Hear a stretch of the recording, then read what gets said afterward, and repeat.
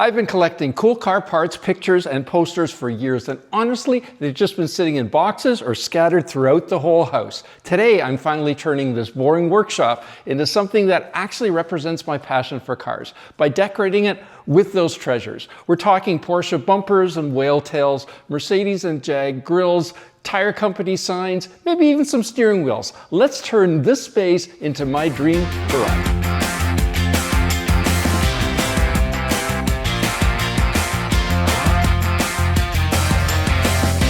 All right, let's hang on for a second. I found this Porsche front bumper from a 60s 911 at a local automotive flea market I often visited with my wife and daughter about 30 years ago, and it was mine for $100. Actually, a lot of the stuff you're gonna see came from there. But I cleaned this up and I just love the look of it. So this is getting prime real estate over the door to the house. This whale tail is a reproduction to look just like what was on a classic Porsche 911 930 model turbo. Even though it'll likely never grace another 911, it's still a beautiful piece of automotive art, in my opinion. And that's what this whole thing is about, preserving and showing off these amazing pieces.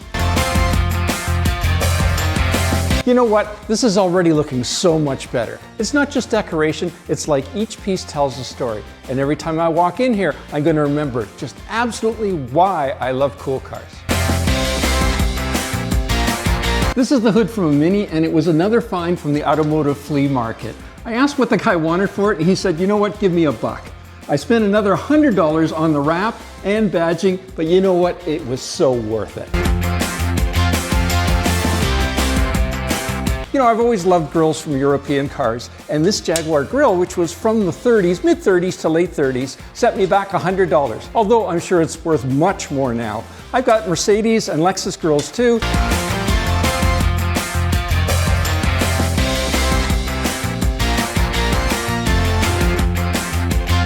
These steering wheels are from a 60s Mercedes and an 80 Porsche. And you know what? They really show automotive evolution over those 20 years. Now, these things aren't worth much money, but what makes me wonder about the ownership history of each of these cars.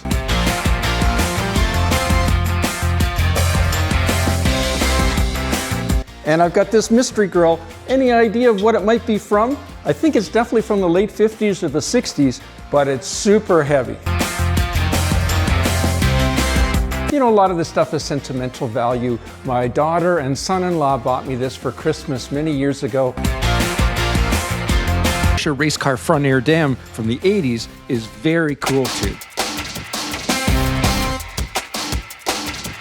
Sure, some of these smaller posters look a little bit tacky, but they remind me of visits to the Peterson Automotive Museum, Pomona Swap Meet, Irvine Cars and Coffee, Barrett Jackson in Scottsdale, all of which my wife and I attended in 2010.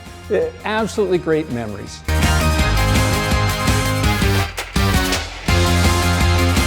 Remember when they used to hand out posters at car shows, or even this one came in Christophorus magazine? Anyway, they work out really well on this wall because we've got the sliding door comes across this way, and so we can't have anything that sticks out too far. All right, let me show you the final result. Here's what we started with, a very white blank slate, and here's where we ended up. Every single piece in here has a story about where and how I found it or why I just absolutely love it. But you can't get this stuff at automotive flea markets anymore. I'll explain why in just a minute. This isn't just a workshop anymore. It's my personal automotive museum, and I get to enjoy it every time I walk through here on the way from the house to the garage.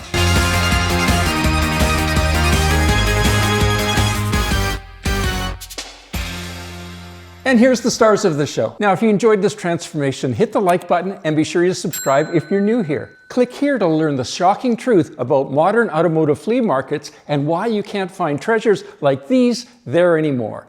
And drop a comment telling me what car parts would you hang on your wall.